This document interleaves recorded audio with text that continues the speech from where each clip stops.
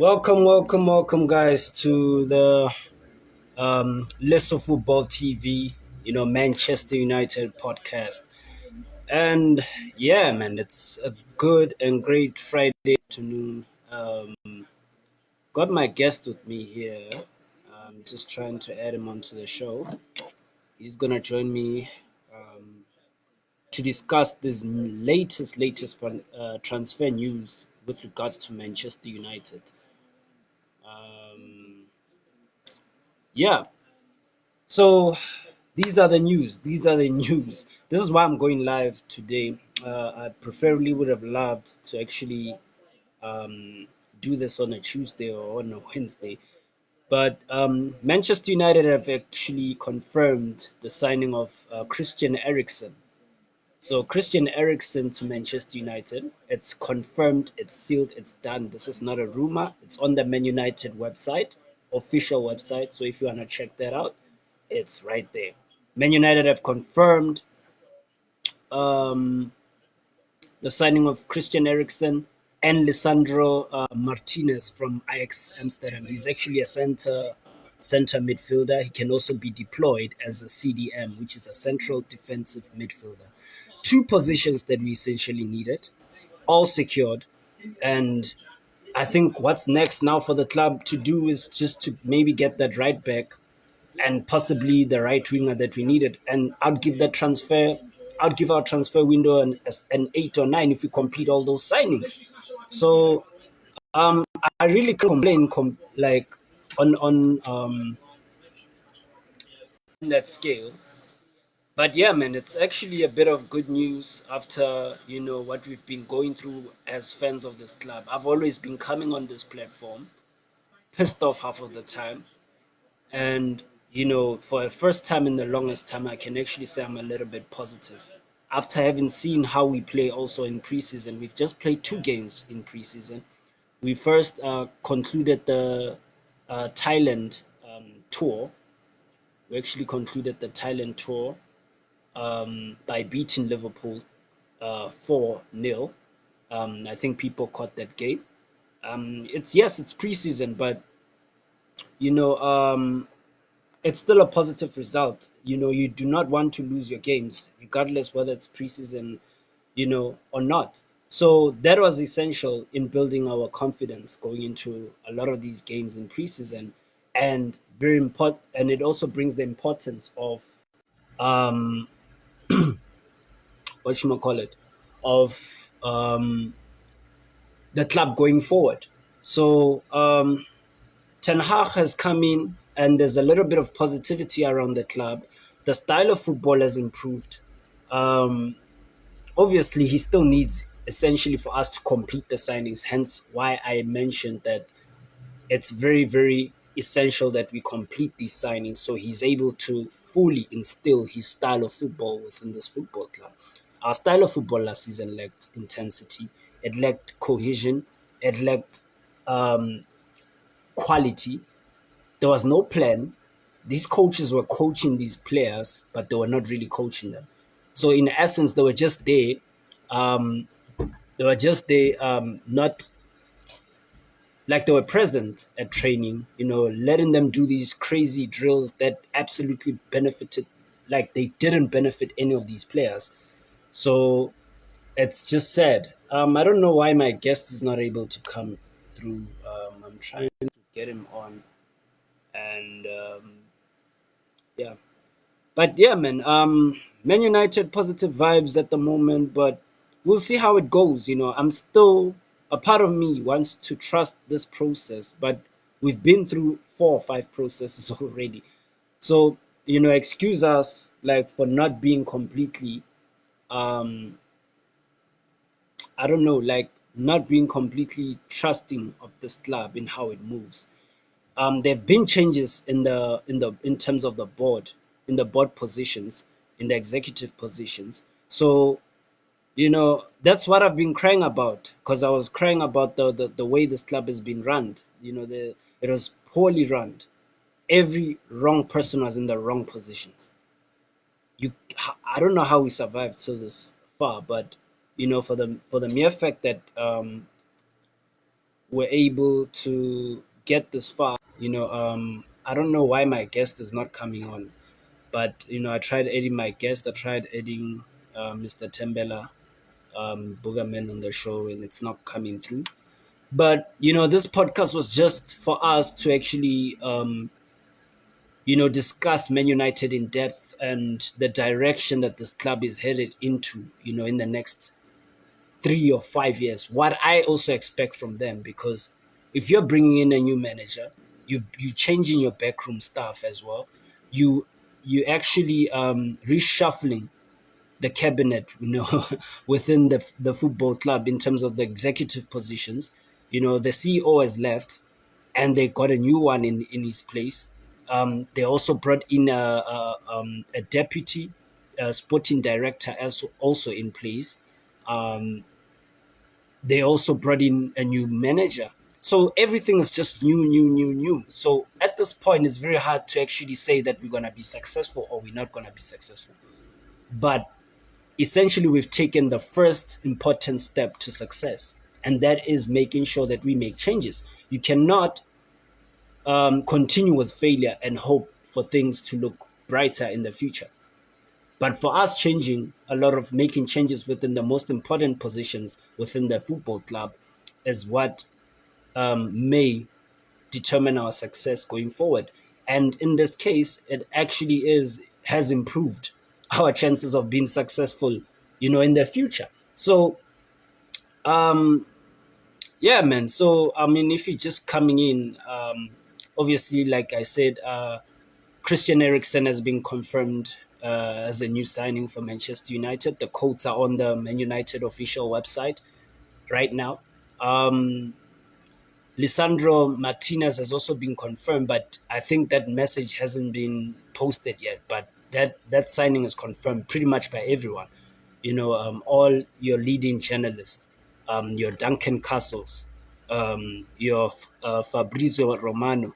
You know what I'm saying? So it's pretty much everyone that has confirmed it. Every top tier journalist has confirmed that signing. Every top tier um, source in terms of the publications that have run with the story, they're all the most reliable. They've all confirmed that story. So yeah, man, it's looking a little bit good for Man United. But yeah, man. Besides obviously Man United, our rivals do affect us. So we do discuss rival teams as well on the Man United podcast, because we have to, at the end of the day, we have to gauge ourselves where we are. With obviously Chelsea, in terms of our transfers so far, our dealings so far going into,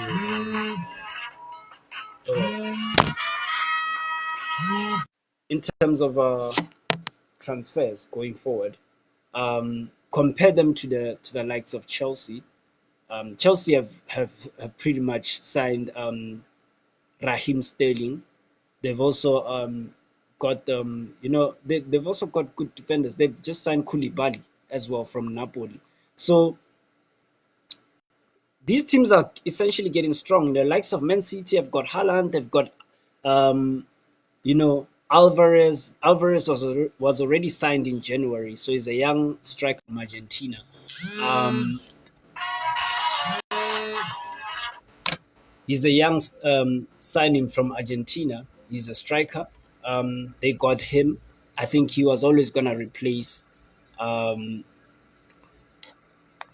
he was always gonna replace Gabriel Jesus, who went to Arsenal. So Arsenal, also had some great dealings as well so far.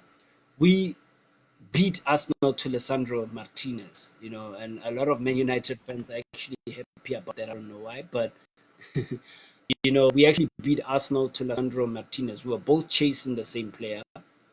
Um, it really doesn't say much, but you know, at least we actually signed someone we needed. For the first time in a long time, there's some sort of structure in the way we're going for players. So far, I think three signings are done on Man United's side. A left back, a centre back, and now a CM, a central midfielder in Christian Eriksen. So it's three signings done by Manchester United right now.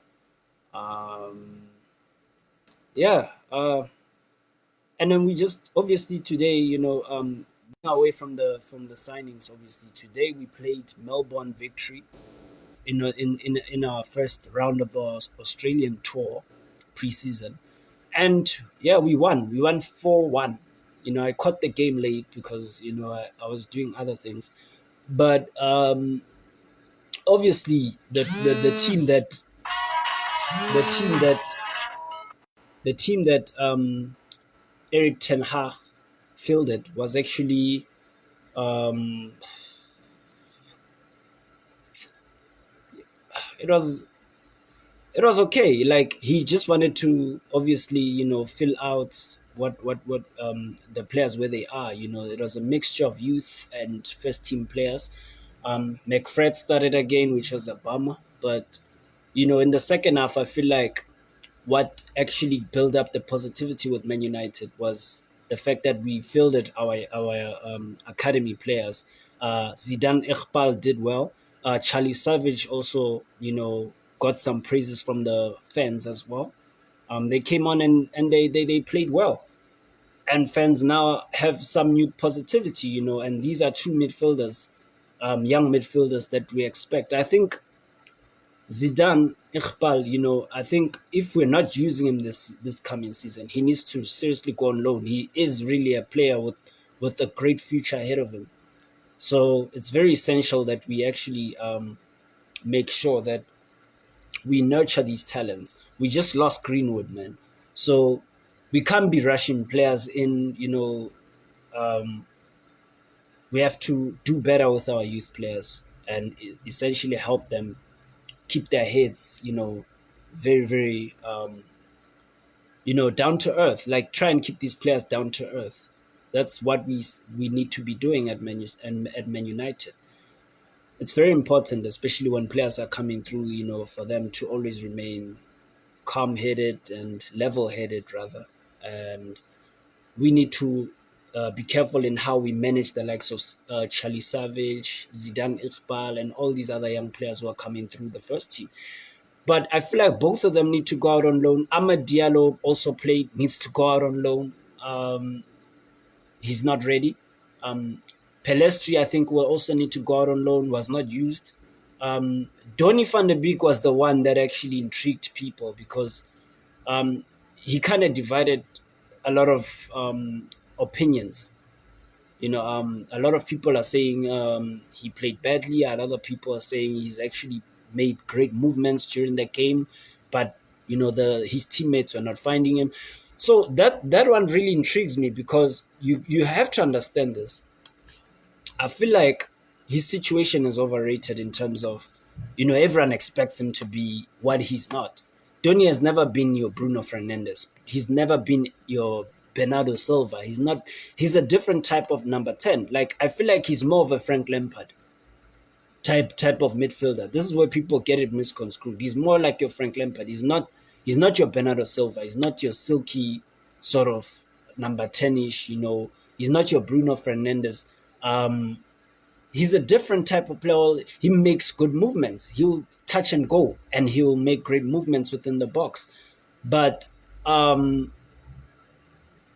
that's what the type of midfielder he is, and he always gets in good scoring positions. He could actually play as a false nine if he could.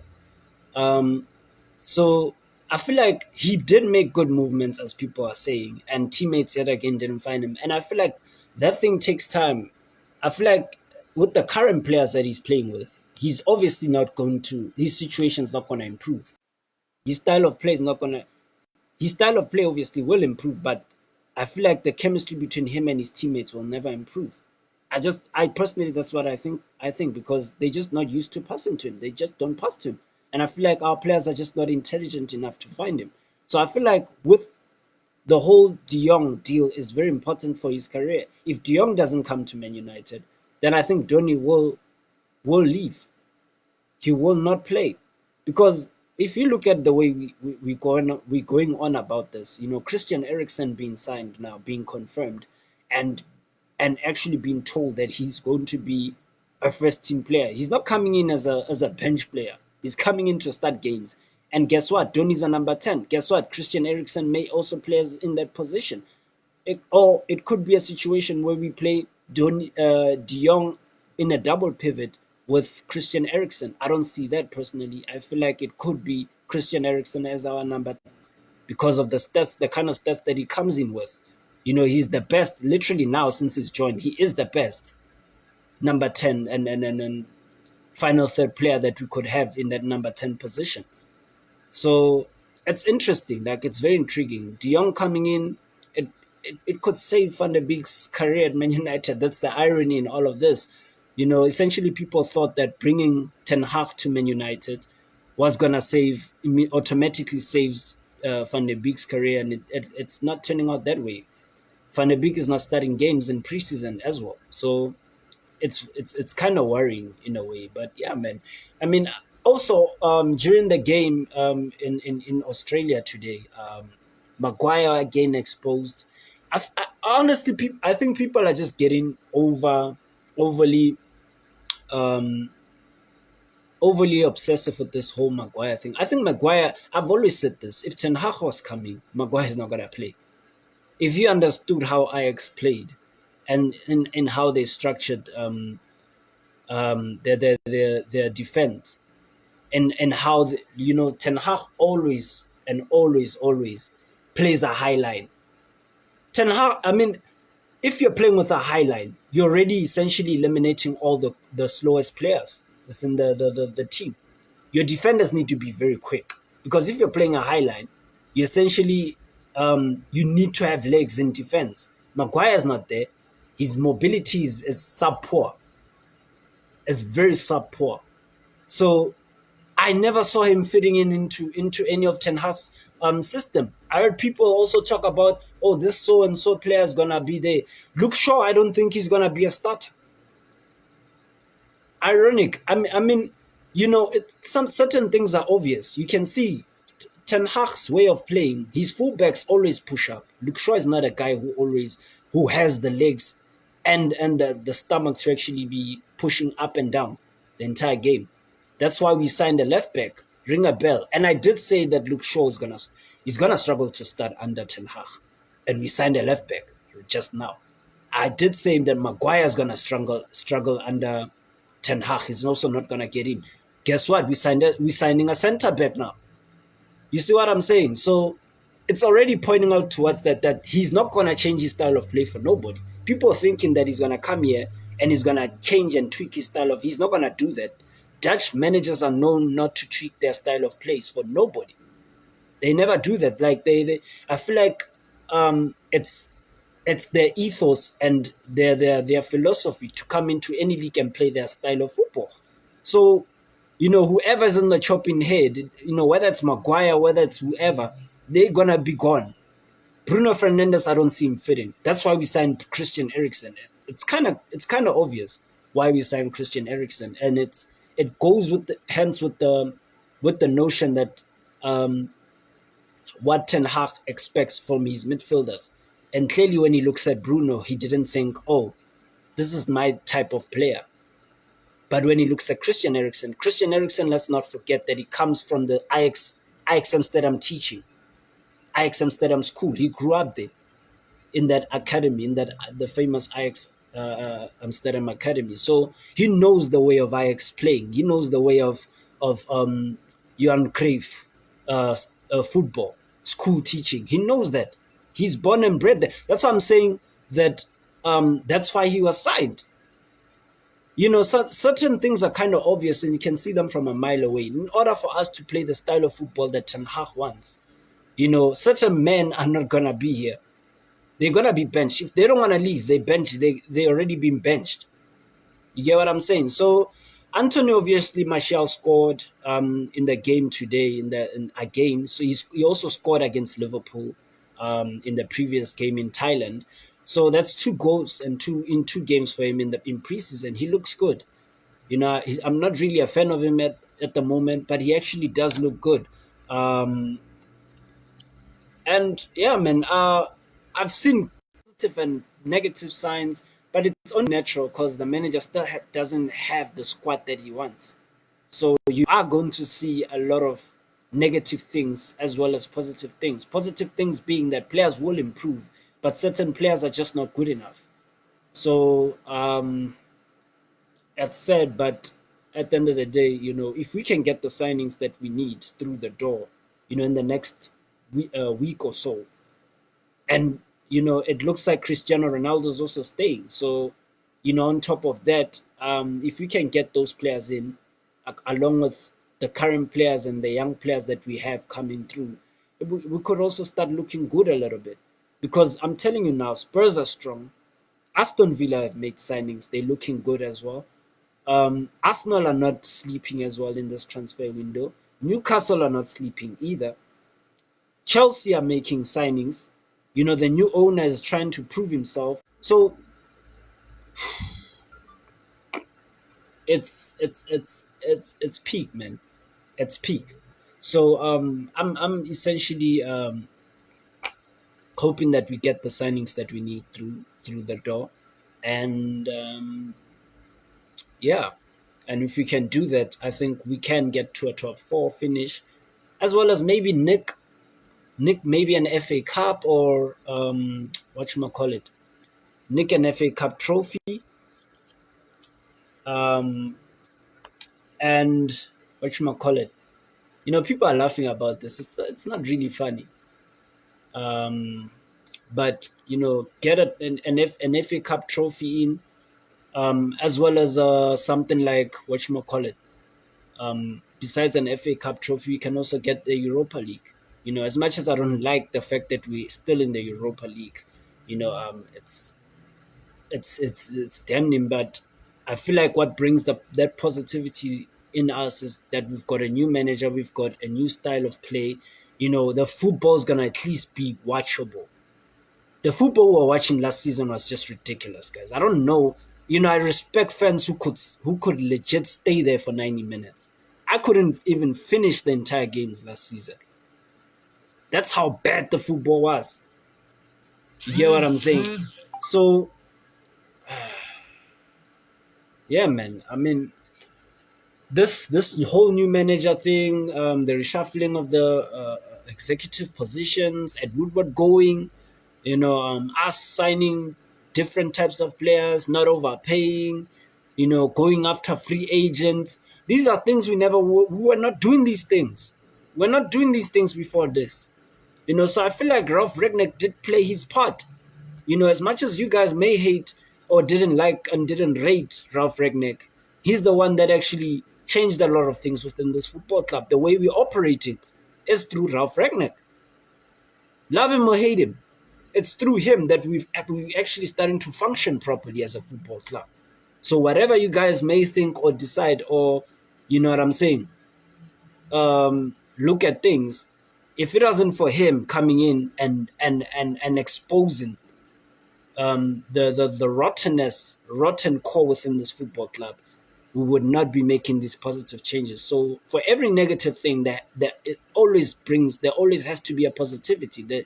And in our case, it has actually benefited us more than it actually has damaged us.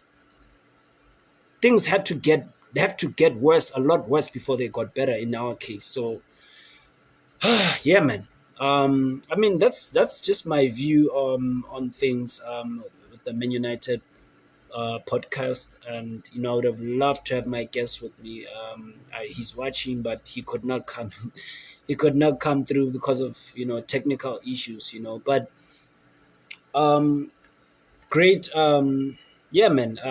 A bit of a great day. I think tomorrow Lisandro Martinez will be announced. I don't think I'll come on and talk about that, but I did say that on my show I will not come do shows and then you know announce talk about rumors and do I don't do that. Like, that's just not how I run my shows. And I did say that I'll stay quiet until something substantial comes in, something with concrete reporting comes through. And this is one of them. Eriksen being confirmed. It's on the site. It's not a rumor, guys. It's not a possibility. Lissandra is not a rumor. It's not a possibility. It It has happened. You know, he has Ajax have confirmed his departure. He's had his farewell dinner with these previous players. So that one is done. All it needs to be done is be written that he has joined the club. But he's done. So it's gonna be announced tomorrow. Obviously with the new kit, the new away kit that's gonna be presented tomorrow. Both Christian Eriksen and Lisandro Martinez will be announced both as signings, so that new kit is sold. You guys don't understand with Man United. This is how it goes with Man United. They always look at how they market things. If, let's say, for example, we haven't put out a new kit, they will not announce a new signing before a new kit comes out. It's factual. That's just how we run the club. That's why they always call us a commercial club. So for us, obviously, to sell this away kit, we had to bring positive news on top of it. It's PR, guys. That's just how PR works. And Man United always emphasizes its importance on the PR side of things. So obviously, to market the new away kits, these two signings were always gonna be announced. It was kind of obvious. And I think for the third away kit, or rather the third kit that's gonna be announced, I think that's when now we're gonna announce either De Jong or another signing somewhere. Because I don't see how we're gonna sell the third kit without announcing any signings. The reason why the first kit didn't do well, it's because firstly Ronaldo's was on sort of strike, or he didn't return to Man United, so his future was uncertain. Hence why the first kit didn't do well, and they thought that, oh, we're gonna put Ronaldo as the face, and that's how we're gonna sell the new kit, and it didn't do well because Ronaldo was what he was uncertain. So that kind of backfired on them. So this is why they try to push these signings through now, because I mean, how are you gonna sell your shirts if there's no one there that can actually say, yeah, man, there's a new dawn era at the club. Malaysia, when you were signed, it was after the first kick, but it really didn't do much. But so far, 3 signings done, dusted, and hopefully the De Jong situation gets sorted out very, very soon. Hopefully, there's a possibility he might not be included in the Barcelona tour to America. So we better look at that one. We better look out for that one. But yeah, man. I mean, guys. Besides that, that's all I have to say, and my views, to put out my views and stuff. But yeah, man, the show is not cancelled. Don't worry. We're still doing podcasts. It's just that we have problems with load shedding. We've got a joke of a country, so we're not certain when to shoot, when to do this, when to do that. But there will be more shows as we draw nearer to the beginning of the season. The season is just under 3 weeks now, close to beginning. So more shows will be coming. I still want to do the Ronaldo versus Messi podcast, rather debate show, as well as the Premier League, the greatest Premier League side. So we'll see how that goes. But yeah, hope you guys have a lovely evening. Enjoy your Friday. I know a lot of people are out there, having fun, and just got off work, and now they're just gonna chill and get some beers. Allow yourselves, guys. Let's just hope load shedding doesn't happen. But yeah, man. Thank you. My guest is actually was watching. He's actually watching right now. But yeah, man. Until next time, guys. I mean, we'll be back soon again.